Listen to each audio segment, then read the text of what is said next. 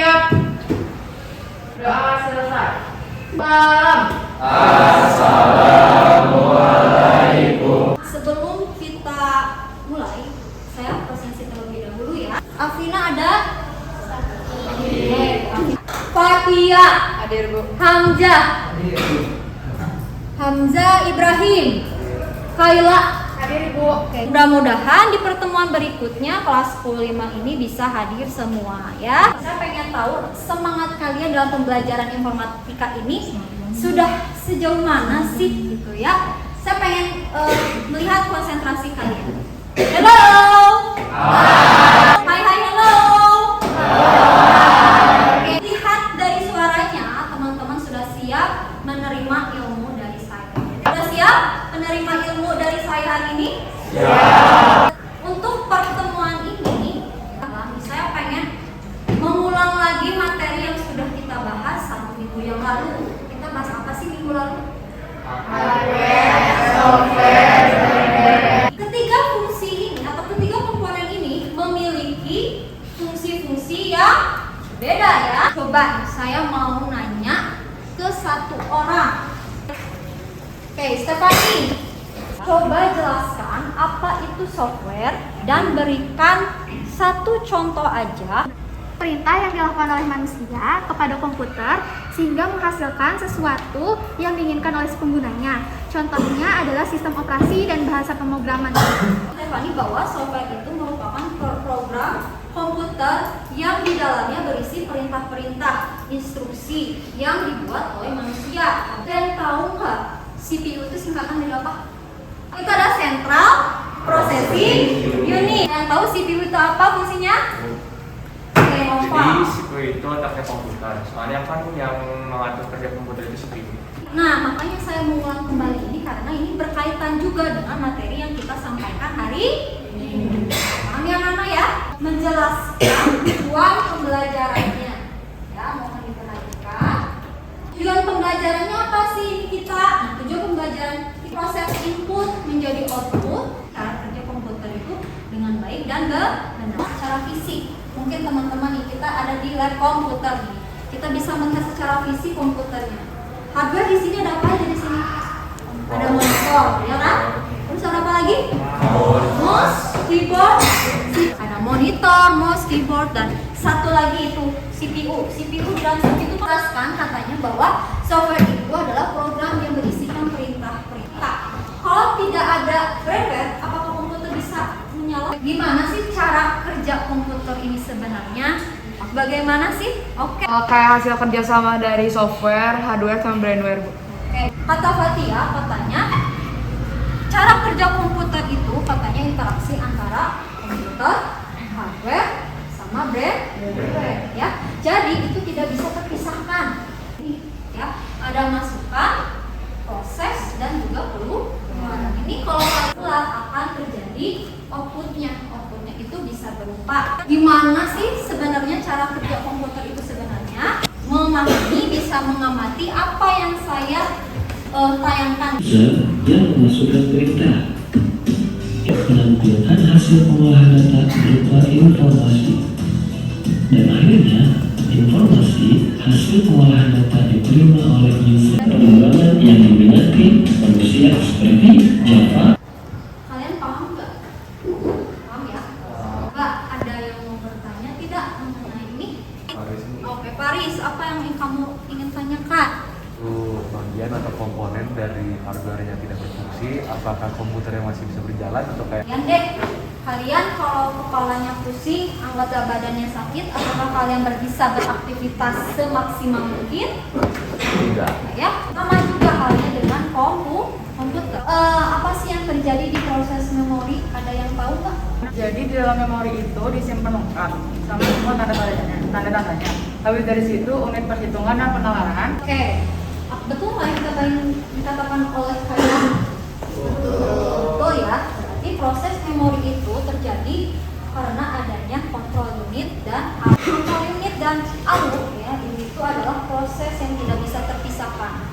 Jadi sampai sini ada yang ingin ditanyakan nggak mengenai materi yang sudah saya jelaskan? Paham ya? Oke, paham. Step berikutnya nih, saya kalau tidak salah sudah mengupload LKPD ya, LKPD di LMS. LKPD-nya sendiri itu dikerjakan secara berkelompok. Kelompok ini 5-6 orang. Tugasnya apa, Bu? Silakan diskusi cara kerja kelompok seperti ini. Salah satu tugasnya. Kemudian jangan lupa dikumpulkan di LMS. Untuk kelompoknya mau dibuat sama saya atau sama kalian? Sama kelompoknya ya, supaya saya bisa menilainya lebih objektif. Akan duduk per kelompoknya. Silakan. Kelompok pertama duduk untuk diskusi, kalian harus berdoa terlebih dahulu supaya nanti diskusinya atau pembuatan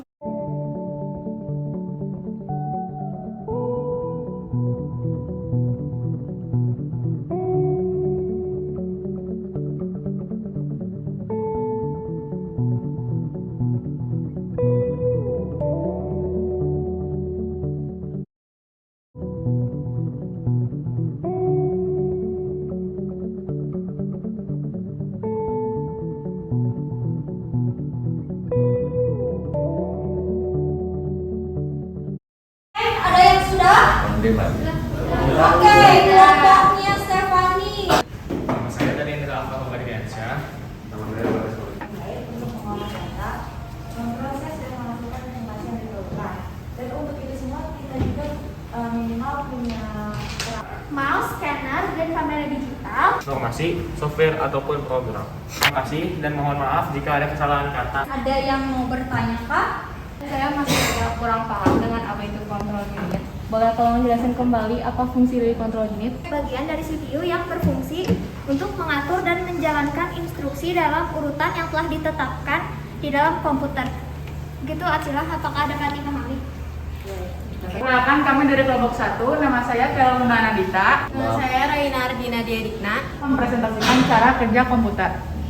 administrator, operator, dan data analis. Contohnya ada monitor, printer, speaker, konversi, ada binary, terus kembali lagi konversi, kemudian memahaminya. Yang pertama ada input. Gunakan instruksi dalam urutan yang telah ditetapkan. Terima kasih. Wassalamualaikum warahmatullahi wabarakatuh. Ada yang mau bertanya nggak? Oke, Bu.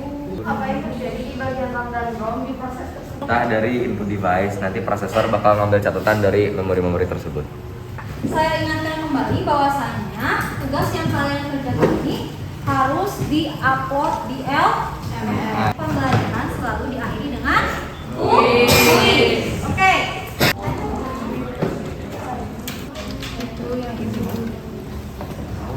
Itu yang di ini nih. Jadi teman-teman ada PR dari saya. PR-nya adalah mengerjakan kuis. Ya, kuisnya ini sudah saya buat. Silakan teman-teman akses di LMS-nya. Kuis ini sebagai rangkaian akhir saya untuk anak-anak kelas 10 ini sejauh mana teman-teman memahami materi yang saya sampaikan. Mau mengulang lagi materi yang kita pelajari hari ini. Coba siapa yang mau mengulang lagi materi yang hari ini? Acung. Software itu bisa berjalan karena ada interaksi antara hardware, software, dan brainware. Oke, ini menjelaskan cara kerja komputer. Jadi teman-teman jangan sampai lupa nih. Kenapa? Karena ini tuh apa ya, penerapan kalian karena kalian pun memakai komputer. Jadi teman-teman untuk mengakhiri ya, untuk mengakhiri pertemuan hari ini jangan lupa juga untuk mengisi refleksi ya. Refleksi kalian selama pembelajaran hari ini apa? Apakah kalian senangkah? Oke, mudah-mudahan kalian senang banget ya dalam pertemuan hari ini. Kalian bisa diisi ya di kuesioner refleksi yang ada di LMS. Oke. Tanpa berlama-lama, jadi kita tutup saja pertemuan hari ini ya. Apabila saya masih banyak kekurangan dengan materi hari ini, saya mohon maaf. Sekali lagi, untuk menutup pertemuan hari ini kita tutup dengan doa. Silahkan KM untuk menutup pertemuan hari ini dengan doa. Silahkan KM. Siap. Sebelum mengakhiri kegiatan kita pada hari ini, alangkah baiknya kita berdoa terlebih dahulu. Berdoa dimulai. Berdoa selesai. Beri